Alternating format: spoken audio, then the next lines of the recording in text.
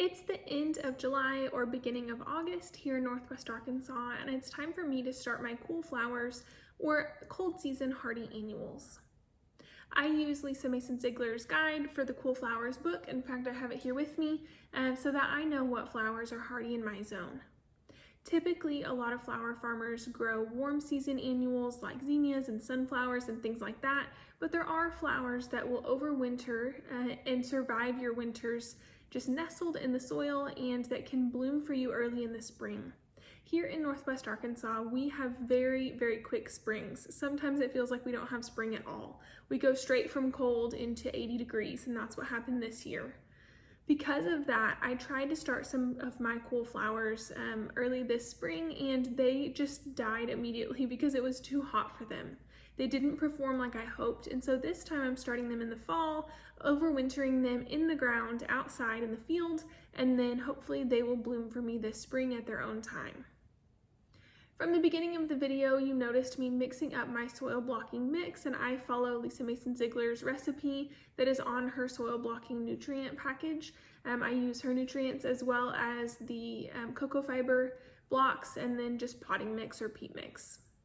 When the mix is nice and moist, I go ahead and use my mini soil blocker to set my trays, and I just use deli trays from the store that are left over from me or whatever we get, and I just reuse these. You can see that there's lots of labels. This tray has held lots of things over time, but if you're new to soil blocking, this is 20 and 20, so we have 40 seedlings that can grow here. I am using this to grow snapdragons, so that's what we're going to get to first. Today I'm planting the Rocket Mix, which is an F1 hybrid snapdragon. Snapdragons are teeny tiny, and I've grown them in the past, but the ones that I grew were from Baker Creek. They don't have a lot of information on their seeds, and I didn't know how tall they would get. They were really successful for me. In fact, they're still blooming, but I am growing these Rocket Mix snapdragons so that I get more height this year for a cuttable stem. Now, snapdragons and some seeds that are similar come in these little bitty pouches. The seeds are just almost microscopic. They're so tiny. So when you're using a soil blocker, there is a little bit of an indentation in the top of the soil, and that's where I'm aiming my seedlings. Now, this seed package comes with about 100 snapdragons, but I'm just sowing 40 today because I'm going to start them, like I said, here in the fall, and then I'll also start a couple more in the spring just to make sure that I get a good stand of them. Fall sown seedlings and plants typically are expected to be quite a bit stronger and taller because they make it through the winter, the foliage dies back, and then the plants are able to come up when they're ready. Now, it's okay if I don't just get one in each little indentation here. I'm going for one, that's my goal, but if there's more, that's okay. And when you are self-sowing, whether you direct seed or you're starting in a seedling tray, it's important to plant more than you are hoping to come up. Plant extra seeds just because germination is not 100%, and then also some of your seedlings won't make it. So I may not end up with these 40. In fact, I probably ended up planting more like 50 or so. Not all of them will make it, but we'll have a good show either way. Next up, I'm planting violas, also known as pansies. I think they're pretty closely related. This says pansy or viola on it. This is the Ellesmere king size mix. And what I read on Johnny's website was that these grow tall if they're overwintered in a hoop house. My plan is to make a cold frame with windows, like a little mini greenhouse. I'll show you guys when it's finished.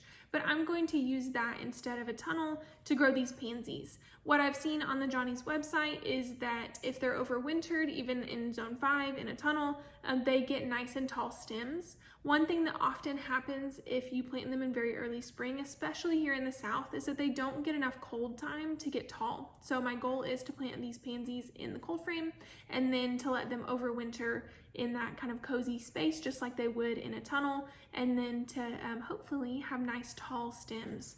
Pansies are so beautiful. I love them in the spring, and I'm really hopeful to be able to use these as a cut that I can sell. This package comes with, it says minimum 100 seeds.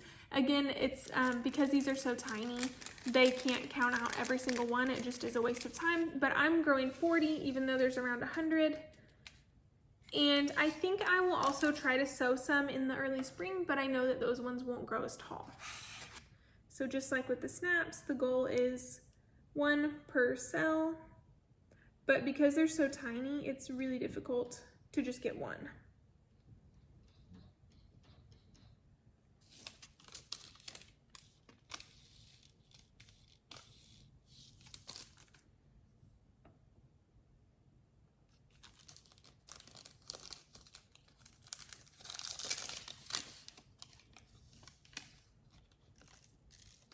Okay. Next up, I'm growing foxglove or digitalis. I'm growing the Dalmatian peach version. This is, foxglove is a biennial, meaning that they grow the first year and they bloom the second year. So they typically overwinter fairly easily, and they like to self-seed themselves. But my goal with planting these early as a hardy annual and planting them in the fall is that they will grow a little bit here in the fall, establish themselves, go through their cold period, and hopefully bloom for me in the first year that I have them. These I'm planting in my flower bed where I like to cut from, but also I like to have blooms just for myself to see as I drive up. So these will be kind of a dual purpose. I'm planting 20 of these foxgloves, and again, my goal is that they will self-seed themselves also. Foxglove is one that is so tiny that it often comes pelleted, meaning that there's a little coating on it so that you can see them better.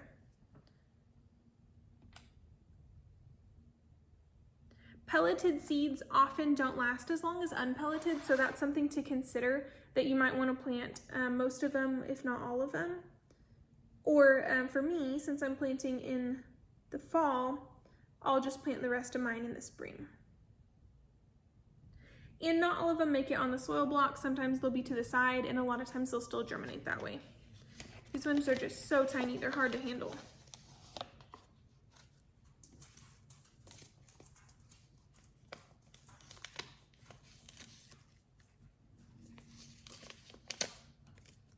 Next up is Sweet William.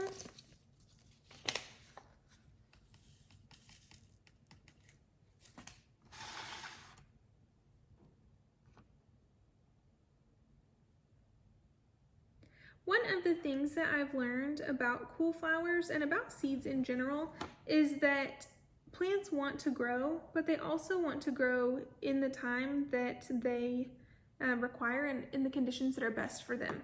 So for example, I'll show you my dill that I have this year. I didn't realize last year that dill likes to grow in the cool. So dill is also a cool flower. A lot of times it's recommended to grow it in very early spring, but again, our spring is so short, that didn't work for me. So last year I planted it at the onset of summer and nothing happened. Like one grew, I was super disappointed. I wasted a whole seed packet. And then this year, after overwintering in the ground, the seeds just stayed through winter at the top of the soil, and then they grew this year all of a sudden. Now I have this wonderful stand of dill that grew when it was ready.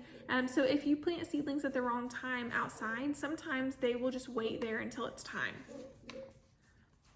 One other thing that I'm growing is campanula or bellflower, and this is the Champion Lavender version.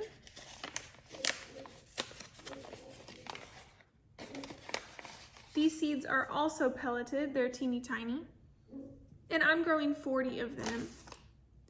It says that there's about 50 seeds total, so I may end up using all of these campanula.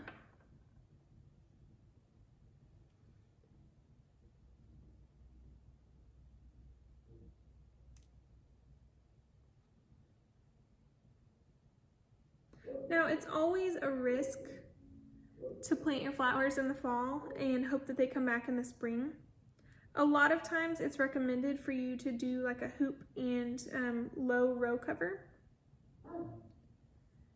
I attempted that last year, or I guess this year, very early spring, and it did not work for me because my garden cat had other plans. So he just tore up the row cover that I had, and it's just not feasible for me because of him. to have a row cover. So I just had to decide, do I want mice and voles in my garden and moles, or do I want to not use a row cover and to let my garden cat take care of those critters for me? So because of that, for me, having a hoop and row cover is just not an option. But that may be something that you might want to consider. So if you're kind of borderline, maybe you're a zone 5 and you're hoping to grow something that says it does okay in zone 5 or 6, you can kind of bump up your cold hardiness zone by using hoop and row cover. And so that's something that you might want to consider. But like I said, for me, that's not gonna work. But I am using a cold frame for some of these things that are a little bit, need to be a little bit warmer than my zone. All right, next up I have some yarrow seeds. These are actually perennial for me, and I have yarrow growing in my garden that I'll show you, but I'm growing the pearl this time, so I'm gonna go ahead and do 5 of these. Yarrow seeds are really small too, if you can see. Can you see those? But these are not pelleted, so I got out way more than I need, but I'll just put back what I don't need. And again, I'll go ahead and sow these fairly thickly, more than 1 in each spot, just because it's so difficult to get only 1. And if I get extras, that's fine. I don't mind thinning my soil blocks, but I also find that because the roots are kind of open in each block, it's not too hard to tease out individual plants either. So, sorry, I'm trying to get these yarrow seeds up off the table. So if you have more than 1 in a cell block right here, in these mini cell blocks, it's not hard to kind of tease the roots apart and split them up, and I would just up pot them so that you have more. So you have space for more. I'll just kind of fold over the edge of this seed pack so that these seedlings don't fall out. And I think I'm gonna tape it also because, like I said, yarrow seedlings are just tiny, and I don't want them coming out and getting everywhere, because if they're not labeled, I won't know what they are. Okay, next up is another perennial. This one is Joe Pie weed, and this one is a native in my area. I'm also growing 5 of these. And this one, as lots of natives like to do, this one will probably self-seed itself, and that's fine once it gets established. My plan is to plant it in an area that it can get to its full size. It says 48 to 84 inches tall. So I thought they were a little bit smaller, but I've seen them really tall online. So I want to make sure I can plant it somewhere that it gets its full size, but I'll also use it for cutting as well. And all of these plants work really good for cutting. Of course, that's why I'm growing them. Last up for today is these Black-Eyed Susans, or Rudbeckia. This is the Cherokee Sunset mix. And I've had pretty good luck with Black-Eyed Susans and coneflowers that are pretty similar. I've had pretty good luck with those reseeding in my garden. So I'm hoping that if I can get these going, that even if they are a short-lived plant, it says they're an annual, which means that they die back at the end of the year. But even if they are short-lived, hopefully they will reseed themselves.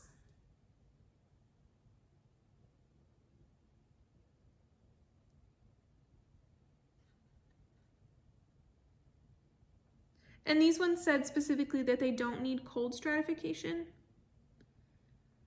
which means I don't have to chill them before I start them. I'm growing a couple other cool flowers, like Buplurum, Love in a Mist, and also Bells of Ireland, but those all like to be sown outside. And my Bells of Ireland currently are in the freezer so that they can be cold stratified, and I also am going to soak them in a plastic bag with a wet paper towel. I found that when I grew these in early spring, these Bells of Ireland, that it really helped for them to germinate, to soak them in a wet paper towel, and then they did pretty well after I soaked them when they just started to sprout when I put them outside. So again, I do have a little bit of experience with Bells of Ireland, but it was just too warm for them, so they didn't do great. They grew, but they weren't sellable or anything. So I hope that gives you a good idea of some things that you might want to start growing. Again, here in Northwest Arkansas, our last frost date is at the end of October. So this gives me about 6 weeks-ish to get these seedlings started and to let them germinate and grow on for a couple of weeks before I harden them off. And my goal is to get them outside 6-ish weeks before our last frost at the end of October.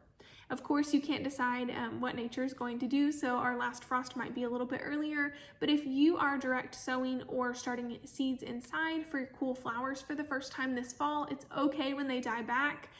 They will go ahead and come up in their own time when their roots have been established in early fall, so that after winter, the growth will start coming up again. I think sometimes people get confused between like what growing zone they're in and when to know when to start things, but the growing zone that you're in only means the coldest temperature that you typically receive. So when you see that something is cold hardy down to a zone 5, that just means that it can survive the cold of a zone 5, those low temperatures. Here in Northwest Arkansas, they've moved us from a zone 6 to a zone 7, meaning that, everywhere in the United States, they've bumped up our cold hardiness zones a little bit. But here, typically, we do get hard freezes. Occasionally, we get into the teens or the negative degrees, but it's not super typical for us. So I'll get these seedlings started. I'll put saran wrap over the top of them so that they can be in a nice little almost humidity dome. They'll go under my grow lights, and then I will transplant them out once they get big enough here in a couple of weeks so that they are in the ground mid-September, giving them about 6 weeks before our first frost in the end of October. So that is the goal, and I'll show you guys what that looks like. I will also be growing some seeds in early spring, so I'll show you guys what that looks like as well. If you don't know of the Gardener's Workshop and the Lisa Mason Ziegler's book, Cool Flowers, that's one I would really recommend. She has a lot of information about growing zones and things, and there's also a chart that tells you the cold hardiness zone, when you should start things, and if you should start them inside or outside. So I use that as my guide, and hopefully that is helpful to you guys. Thanks for growing along with me. I have my seedlings placed under grow lights, and because it's so warm in my house in the summer, I don't need to use a seedling heat mat, but you could use a heat mat if you're growing in a cooler space. You can see that I just added saran wrap to the top, so it's like a little humidity dome, and I typically reuse my saran wrap if it's of the right size, but I will just leave these here under these shop lights until they germinate, and then I'll take the saran wrap off and let them grow on for a couple weeks before I get them outside.